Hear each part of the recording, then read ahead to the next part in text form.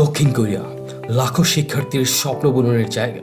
কোরিয়ার প্রগতিশীল শিক্ষা ব্যবস্থা, অত্যাধুনিক প্রযুক্তি এবং গবেষণায় অগ্রণী ভূমিকা আপনাকে এনে দিতে পারে নতুন এক দিগন্তে।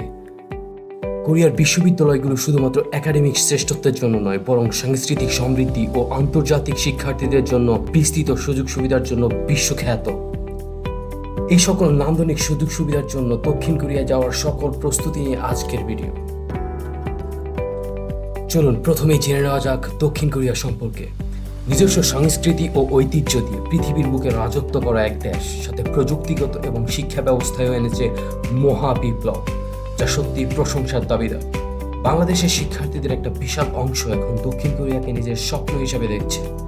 তাদের এইরকম সাহসীমূলক সিদ্ধান্তের পাশে থাকতে আমরা আছি সর্বোচ্চ সহযোগী হিসাবে।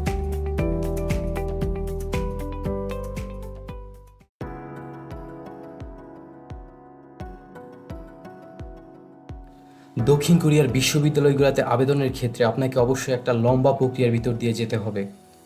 প্রথম প্রস্তুতি হিসাবে আপনার কাজ হবে আপনার এবং আপনার বাবা মায়ের এনআইডি ও জন্ম নিবন্ধন কার্ড সহ সকল প্রাতিষ্ঠানিক কাগজপত্রের নাম, ঠিকানা এবং তথ্য ঠিক আছে কিনা যাচাই করা। পাসপোর্টের জন্য আবেদন করা। এক্ষেত্রে আপনার এনআইডি এবং জন্ম নিবন্ধনের ভেরিফাইড কপি, আপনার বাবা মায়ের এনআইডি, নাগরিক সনদ এবং বিদ্যুৎ বিল লাগতে পারে।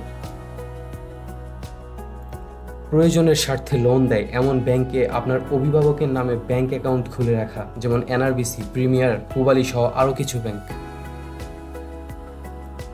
আইএলস পরীক্ষার জন্য সর্বোচ্চ সেরা প্রস্তুতি শেষ করে পরীক্ষা সম্পন্ন করা।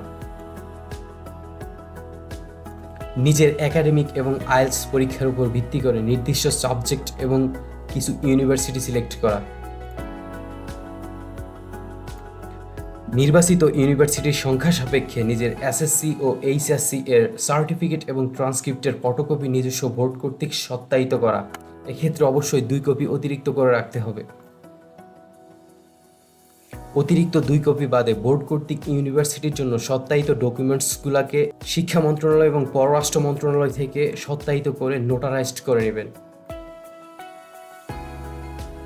কোরিয়ান এম্বাসি এর ওয়েবসাইটে গিয়ে অ্যাপয়েন্টমেন্ট ডেট বুক করবেন এবং নির্ধারিত দিনে নোটারি করা ডকুমেন্টসগুলোকে কোরিয়ান এম্বাসি থেকে সত্যায়িত করে নেবেন।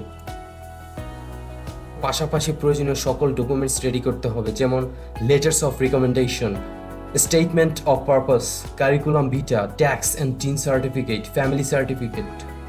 তাছাড়া নিজের জন্ম নিবন্ধন, এনআইডি, বাবা মায়ের এনআইডি সহ বাংলায় থাকা সকল ডকুমেন্টস ইংলিশে ট্রান্সলেট করে নোটারাইজড করে নিতে হবে। ব্যাংক সলভেন্সির জন্য ব্যাংকে টাকা রাখা বা লোন নেওয়ার ব্যবস্থা করবেন, এটা সাময়িক সময়ের জন্য।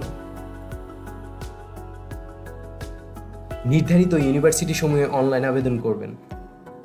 আবেদন প্রক্রিয়া সম্পূর্ণ হওয়ার পরপরই ইউনিভার্সিটি কর্তৃক নির্ধারিত সকল কাগজপত্র ডিএইচএল করতে হবে। ইউনিভার্সিটি থেকে অফার লেটার গ্রহণ এবং টিউশন ফি প্রদান করা। এক্ষেত্রে ব্যাংকে অবশ্যই স্টুডেন্ট ফাইল খুলে নিতে হবে।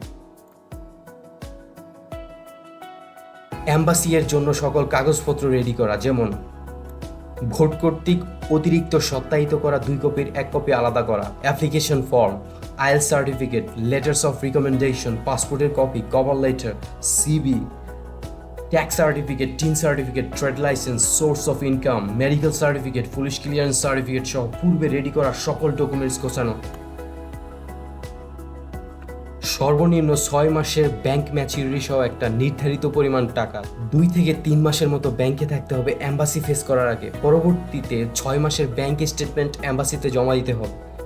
এক্ষেত্রে অবশ্যই ব্যাংক অ্যাকাউন্ট পিতা অথবা মাতার নামে হতে হবে, যেখানে বেতন সক্ষমতার প্রমাণপত্র, ট্যাক্স অ্যান্ড টিন সার্টিফিকেট সহ লেনদেনের সঠিক তথ্য থাকতে হবে। এম্বাসির ঝামেলা শেষ হলেই যাওয়ার প্রস্তুতি। দক্ষিণ কোরিয়ায় পৌঁছানোর পরবর্তী কিছু পরামর্শ: বাসস্থান ব্যবস্থা করা। পূর্বেই হোস্টেল, ডরমিটরি বা ভাড়া বাসার ব্যবস্থা করে রাখুন। 90 দিনের মধ্যে নিকটস্থ অভিবাসন অফিসে গিয়ে এলিয়েন রেজিস্ট্রেশন কার্ডের আবেদন করতে হবে। এটি দক্ষিণ কোরিয়াতে বৈধভাবে থাকার প্রমাণপত্র। স্থানীয় সিম কার্ড কিনুন। একটি স্থানীয় ব্যাংকে অ্যাকাউন্ট খুলুন, যাতে আপনার অর্থনৈতিক লেনদেন সহজ হয়। বিশ্ববিদ্যালয়ে পৌঁছানোর পর অ্যাডমিশন অফিসে গিয়ে রিপোর্ট করা এবং প্রয়োজনীয় তথ্য জমা দেওয়া। জাতীয় স্বাস্থ্য বীমা বা প্রাইভেট স্বাস্থ্য বীমা নেওয়া, পাবলিক ট্রান্সপোর্ট ব্যবহারের জন্য ট্রান্সপোর্ট কার্ড কেনা, স্থানীয় ভাষা শেখা,